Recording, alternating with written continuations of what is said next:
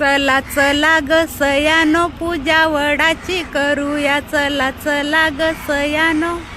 Good morning guys, नमस्ते, नमस्कार, शुभ सकाळ, सुप्रभात। कशा आहात? चांगलेच असाल तर मंडळी, काही वर्षापूर्वी जेव्हा महिला वट सावित्री पूजा करायला जायच्या वडाच्या ठिकाणी, तर त्या खूप लांब जायचं, तर त्यावेळेला खूपच पाऊस असायचा आणि छत्र्या घेऊन जायला लागायचं। परंतु आता जसजशी दिवस वर्ष चाललेत पलटत, तर तसे निसर्गाचे नियम पण बदललेले आहेत आणि खूप कडाक्याचं ऊन पडलेलं आहे।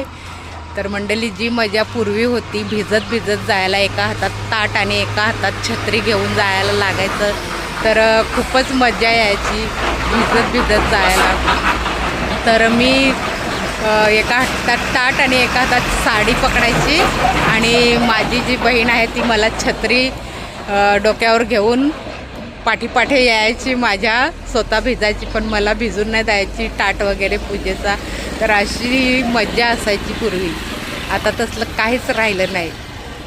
आता काही महिला वडाच्या झाडाच्या फांद्या आणतात आणि टेरेसवरती पूजा करतात, काही आपल्या दारासमोर पूजा करतात।